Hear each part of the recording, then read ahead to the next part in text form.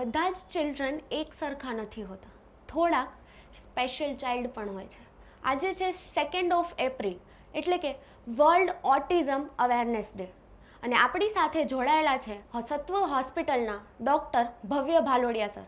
નમસ્કાર, આપનું આરબી ન્યૂઝમાં સ્વાગત છે સર. સર, સૌથી પહેલો પ્રશ્ન તો એ છે કે ઓટિઝમ એક્ઝેક્ટલી છે શું? ઓટિઝમ જેને આપણે કહીએ છીએ સામાન્ય ભાષામાં, એનું મેડિકલ ટર્મિનોલોજીમાં નામ છે ઓટિઝમ સ્પેક્ટ્રમ ડિસઓર્ડર. હવે આને સ્પેક્ટ્રમ શું કામ કહીએ છીએ? જેમ મેઘધનુષમાં બહુ બધા રંગ હોય છે, રેઇનબોમાં સ્પેક્ટ્રમ છે અલગ અલગ કલરનો, એ જ રીતના ઓટિઝમ સ્પેક્ટ્રમ ડિસઓર્ડરમાં બધા જ બાળકોને લક્ષણો અલગ અલગ હોય. જેમ ડેન્ગ્યુ મેલેરિયામાં હોય ફિક્સ કે તાવ આવે, પ્લેટલેટ ઘટે, બધામાં સેમ થાય, એ રીતના ઓટિઝમ સ્પેક્ટ્રમમાં નથી હોતું. બધા બાળકોના લક્ષણો અલગ અલગ હોય છે, એની તીવ્રતા અલગ અલગ હોય છે અને ખાસિયત અલગ અલગ હોય છે. એટલે એને ઓટિઝમ સ્પેક્ટ્રમ ડિસઓર્ડર કહેવામાં આવે છે અને જેને સામાન્ય રીતના આપણે ઓટિઝમ કહીએ છીએ. અને આ એક ન્યુરો ડેવલપમેન્ટલ કન્ડિશન છે, એટલે કે મગજના વિકાસને સંબંધિત અવસ્થા છે. આ એવી કોઈ રોગ કે બીમારી નથી કે જે અમુક ચોક્કસ સમયની દવાનો કોર્સ કરવાથી મટી જાય છે કે એનું નિવારણ આવી જાય છે. એ જીવનભર રહે છે અને અમુક પ્રકારની ચોક્કસ સારવાર અને દવાઓથી બાળક એના જીવનમાં ખૂબ જ સારું પરફોર્મ કરી શકે છે અને સ્વતંત્ર જીવન પણ જીવી શકે છે. પેરેન્ટ્સને કયા સાઇન્સ નોટિસ કરવા જોઈએ એના ચિલ્ડ્રનમાં? તો ઓટિઝમના મુખ્ય 2 લક્ષણો હોય છે, ગ્રુપ કહીએ તો. પહેલું કે જેમાં સામાજિક સંબંધો અને વાતચીત કરવામાં તકલીફ પડે છે, સોશિયલ અને કોમ્યુનિકેશન પ્રોબ્લેમ્સ. અને બીજું ગ્રુપ છે કે જેમાં રિપીટેટિવ એન્ડ રિસ્ટ્રિક્ટિવ બિહેવિયરલ પેટર્ન, એટલે કે પુનરાવર્તિત અને મર્યાદિત પ્રવૃત્તિઓ કરે. તો આમાં હું ડિટેલમાં તમને કહું તો જે સોશિયલ અને કોમ્યુનિકેશન પ્રોબ્લેમ્સ છે એમાં બાળક વાતચીત ના કરી શકે, સામે એટલે કે લેંગ્વેજમાં પ્રોબ્લેમ હોય, પોતાને જે જોઈએ છે, પોતાની લાગણીઓ છે એ સારી રીતના રજૂ ના કરી શકે. પછી બીજી વાત કરીએ તો ઈશારાને ના સમજી શકે. આપણે બચ્ચાને આમ બોલાવીએ કે બેટા અહીંયા આવ, તો એ ના સમજી શકે કે શું કહેવા માંગીએ છીએ. પછી બાળકને એના નામથી બોલાવવામાં આવે કે કિશન આમ જો, તો એ નામથી બોલાવ્યા છતાં બી સામે ના જોવે. પછી આજુબાજુના વ્યક્તિઓના, એટલે કે એના જે ફ્રેન્ડ્સ છે અથવા તો પેરેન્ટ્સ છે, એના ઇમોશન્સને સમજી ના શકે.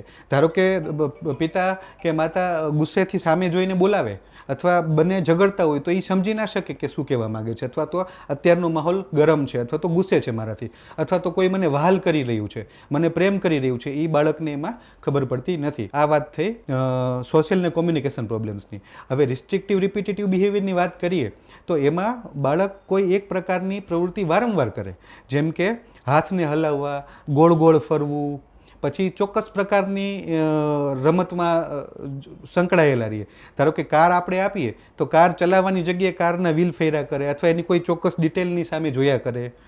પછી બીજી બિહેવિયરની વાત કરીએ તો એમાં જે સંવેદનશીલતા છે એની એ અલગ અલગ હોઈ શકે, સ્પર્શની, સ્વાદની, અવાજની.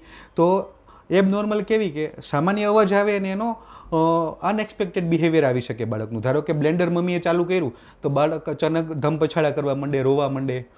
પછી કોઈ અચાનક પ્રકાશ આવે, અચાનક એવો સાઉન્ડ આવે, અથવા તો કોઈ પ્રકારનો ટેસ્ટ છે એના અનુકૂળ આવે એને, તો અચાનક એના વર્તનમાં બહુ જ મોટો ફેરફાર આવી જાય છે. અને પછી બીજી વસ્તુની વાત કરીએ તો ઓટિઝમના બાળકો હોય ને એમાં એ લોકોને જ્યારે એનું ડેઇલી રૂટીન ડિસ્ટર્બ થાય ને એ એને જરાય ના ગમે. નવી જગ્યાએ જવું, અમુક એના પ્રકારના ખાસ એના ગમતા રમકડાઓ છે એની પાસેથી દૂર કરી લેવામાં આવે. 24 કલાક એ રાખતા હોય એની પાસે આવું રમકડું કે XYZ વસ્તુ, નિર્જીવ વસ્તુ કોઈ બી હોઈ શકે, બરોબર. આ બધી વસ્તુ જો લઈ લેવામાં આવે અથવા તો એના જીવનમાં કંઈ બી સામાન્ય જે રૂટીન દિનચર્યા છે એમાં ફેરફાર થાય તો એ તરત ગુસ્સે થઈ જાય. તો આ બધા અલગ અલગ પ્રકારના લક્ષણો છે જે માતા પિતાઓ 3 વર્ષની શરૂઆતમાં જ બાળકમાં નોટિસ કરી શકે છે અને જોઈ શકે છે. આ જે કન્ડિશન છે, હા, એ ડ્યુરિંગ પ્રેગ્નન્સી ડિટેક્ટ થાય કે પછી આ ડેવલપ જ થાય? આ બી એક ખૂબ સરસ પ્રશ્ન છે. હવે જો ઓટિઝમ સ્પેક્ટ્રમ ડિસઓર્ડર છે એનું અત્યાર સુધી વિજ્ઞાન હજી ચોક્કસ કારણ જાણી શક્યું નથી. એટલે એમાં એવા કોઈ પ્રકારના ટેસ્ટ નથી કે જે આપણે પ્રેગ્નન્સી પહેલાં બી કરી શકીએ. હા, ચોક્કસ આપણે જ્યારે બાળક મોટું થતું હોય ત્યારે આવા લક્ષણો જોવા મળે તો તુરંત જ મનોચિકિત્સકની અથવા તો પીડિયાટ્રિક ન્યુરોલોજિસ્ટની, સાયકેટ્રિસ્ટની બધાની સલાહ લઈને એને કન્સલ્ટ કરીને બાળકને સમયસર સારવાર અને થેરાપી આપવામાં આવે તો એ જીવનમાં ખૂબ જ સારું કરી શકે છે અને સ્વતંત્ર જીવન પણ જીવી શકે છે. અને આના કારણે ઘણી વખત પેરેન્ટ્સ ગેરમાર્ગે દોરવાઈ જતા હોય છે કે આ ખબર પડી જશે, આ પ્રકારનો ટેસ્ટ કરાવી લઈએ, આ પ્રકારની સોનોગ્રાફી કરાવી લઈએ, પણ આ ઓટિઝમ કોઈ બી પ્રકારની સોનોગ્રાફીમાં કે એમાં પકડાતું નથી. તો ઓટિઝમ જે છે એ આપણે મેનેજ કરી શકીએ કે પછી આપણે તેને ક્યોર કરી શકીએ? યસ, ઓટિઝમ ક્યોર થતું નથી, પહેલી વાત તો એ. ઓટિઝમની સાથે જે લક્ષણો સંકળાયેલા છે, જેમ કે બાળકનો બહુ જ પ્રકારનો ગુસ્સો કરવો, પોતાની જાતને નુકસાન કરવું, બટકા ભરવા, માથા પછાડવા, બરોબર, ખૂબ ચંચળતા હોવી, એક જગ્યાએ બેસવું ને ઇમ્પલ્સિવિટી હોય કે મારી દે બધાને, બરોબર ને, આ બધા લક્ષણો ચોક્કસ દવાઓથી કાબૂમાં લાવી શકાય છે.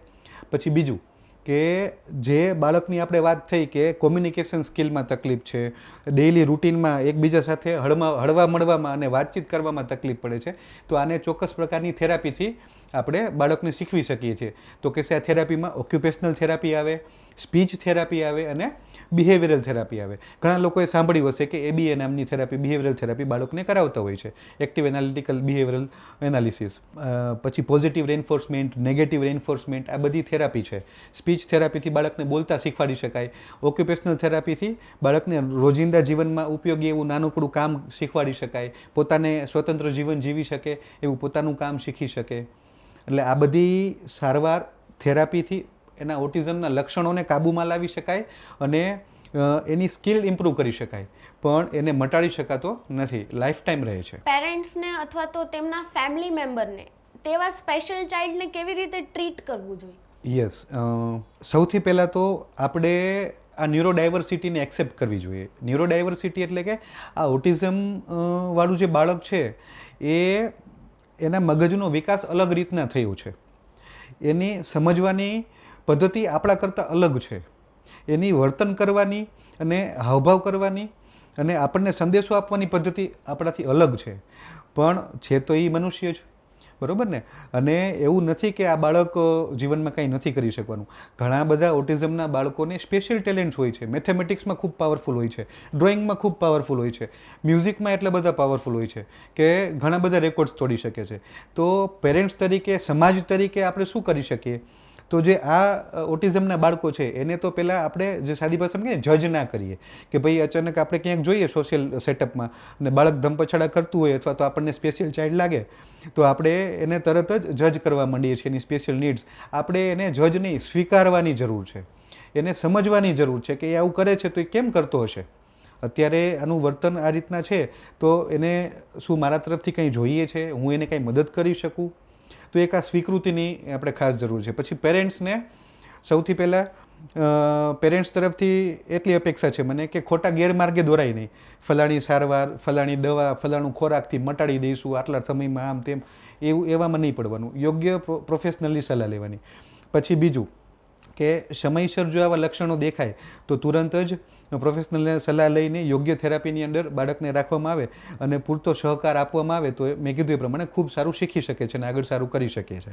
એટલે આ વસ્તુ આપણે ધ્યાન રાખવાની છે. ઓટિઝમના બાળકોને લઈને સમાજમાં સૌથી મોટા મિથ કયા છે? એ બી ખૂબ સરસ પ્રશ્ન છે. હમણાં બહુ જ ટ્રેન્ડિંગ હતું કોરોના પછીથી અને છેલ્લા 2-3 વર્ષમાં. સૌથી મોટું મિથ એ છે કે ઓટિઝમ વેક્સિનથી થાય છે. વેસ્ટર્ન કન્ટ્રીઝમાં બી આ મિથને બહુ જ વાયરલ કરવામાં આવ્યું હતું, પણ હાલના કોઈ બી પ્રકારના વૈજ્ઞાનિક એવા સબૂતો નથી મળ્યા આપણને કે વેક્સિનથી ઓટિઝમ થાય છે. ઓટિઝમ એક ન્યુરો ડેવલપમેન્ટલ ડિસઓર્ડર છે, એમાં જનીનિક પરિબળો હોય છે અને પર્યાવરણના પરિબળો હોય છે. ચોક્કસ હજી આપણે જાણી નથી શકીએ પણ આ 2 પરિબળોથી ઓટિઝમ થાય છે. પછી બીજું એક મોટી ગેરસમજ હોય છે માતા પિતામાં કે અમારા ઉછેરમાં કંઈક કમી રહી ગઈ.